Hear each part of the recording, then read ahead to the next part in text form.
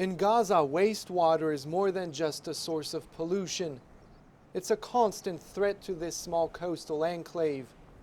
1.6 million Palestinians live in this territory.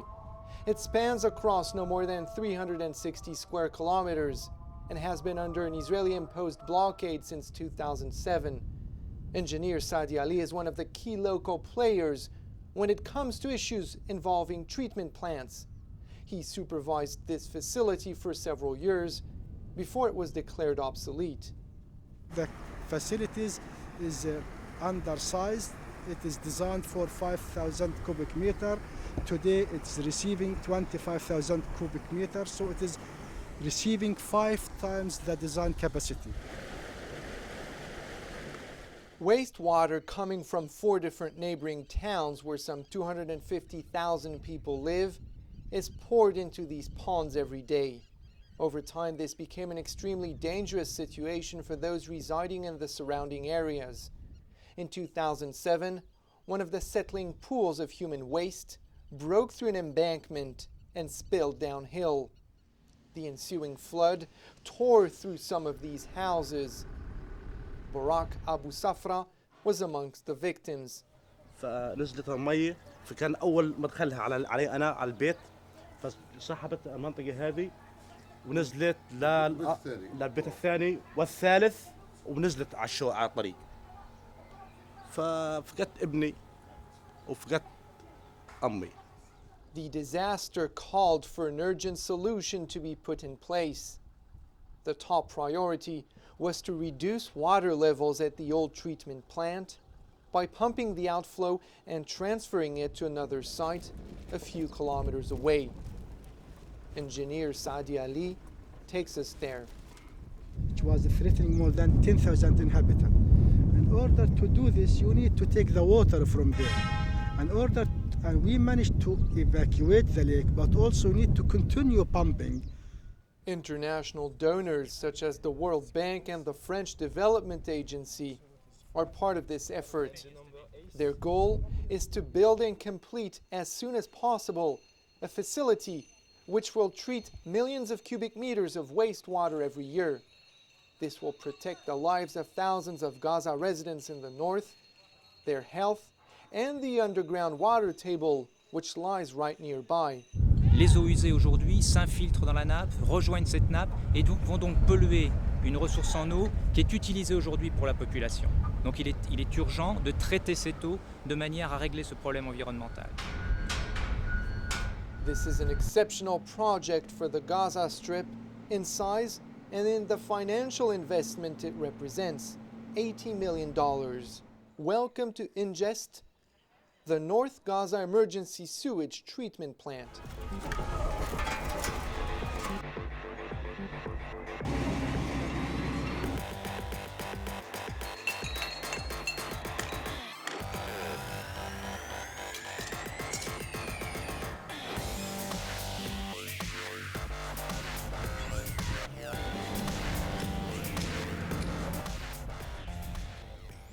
The project is a race against time in a unique setting.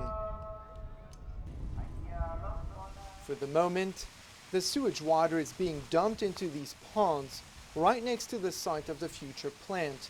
This is called infiltration treatment.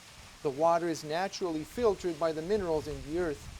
This process is grossly insufficient and has a negative impact on the environment. It is an emergency and temporary solution until the station is ready. But building on this land is a challenging task. Israel is just a few hundred meters away, where these watchtowers mounted with automated rifles stand guard. This engineer's role is to coordinate with the Israeli army. He gets up early every day in order to request a permit from his point of contact on the other side. Without it, workers are not allowed on the site. I have to call him at before 7 o'clock today because the permission, the allowable to enter the site is from 7 o'clock in the morning up to 6 o'clock in the evening. However, when he arrives at the office, the news coming in from the other side is not good. منير ايش الوضع؟ لا مكاتب ولا موقع. Oh, okay, Munir. Okay, he refused to enter the site because the situation is very hot. Okay.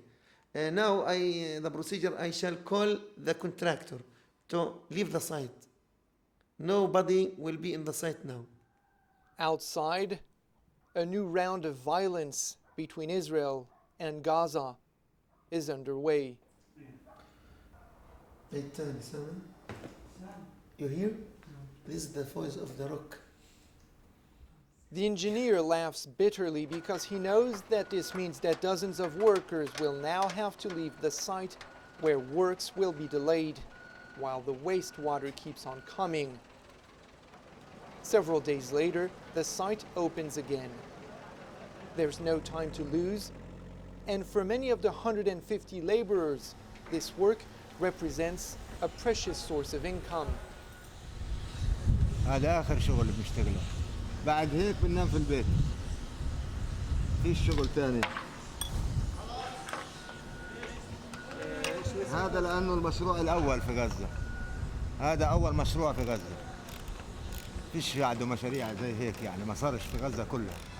The technical manager for the local contractor tells us that getting raw materials into Gaza has not been his main problem. 2 years ago, he was able to purchase the 35,000 tons of gravel needed to complete the concrete structures. However, getting foreign experts with their much-needed knowledge to come to the site often proves to be challenging. All these conditions makes it really difficult and to construct such a project and make life so difficult, especially for foreigners. Let's say if he comes to work here in Gaza as an engineer, he want to do some works. He want things to be easy for him. He don't want to put his life at risk. Thibault Leloc is one of the foreign consultants working on the project. He has been supervising its implementation for the past 2 years. He takes us to the heart of the future treatment plant. Alors là, nous sommes au cœur des bassins d'aération, donc qui sont vraiment les organes cruciaux d'une station d'épuration à bout activé, puisqu'ils vont permettre de mettre en contact les eaux usées avec un mélange riche en bactéries. Ces bactéries ayant pour but de dégrader les matières polluantes. Donc on parle de matières en suspension et de matières dissoutes. North Gaza's sewage water will soon be pouring into these huge basins. Propellers will mix the sludge with a potent formula of water and bacteria. Air will be injected into all that through these pipes in order to break up solids. In the end, water suitable for drinking and agriculture will be the result. Maintenant, compte tenu de la population qui est desservie, donc 250 000 habitants, c'est une technologie qui est très bien connue, qui est utilisée partout dans le monde et qui est bien maîtrisée. Et elle donne en plus un niveau de traitement des effluents qui est de bonne qualité. Some of the international players involved in ingest see it as an opportunity for Palestinians in Gaza to demonstrate their ability to successfully implement an ambitious project approved by Israel. The next step will be finding local co-workers to manage and operate the biggest treatment plant ever built in the Strip. راح يكون في فترة اللي هي التسليم واختبار تشغيل المحطة، وهذه المرحلة راح يتم تعيين فيها مستوى معقول من الفنيين اللي عندهم يعني خبرات معقولة، بحيث يتم صقل هذه الخبرات وتعزيزها، وبالتالي يعطوا المسؤولية خلال سنة. أعتقد أنه سنة من ما يسمى on site training ممكن أن تؤدي نتائج يعني أفضل مما نتوقع إن شاء الله. Despite numerous delays, works are well underway and the site is expected to be fully operational by 2014. In the meantime, Gaza continues to discharge wherever it can millions of cubic meters of wastewater, often in the sea, which is the main source of income for fishermen who continue diving right next to sewage outlets in poor sanitary conditions. The United Nations recently issued a report warning that if Gaza's infrastructure does not improve rapidly, the coastal enclave will not be a place fit to live by 2020. By then, there will be more than 2 million Gazans, and their water consumption will have increased by 60%.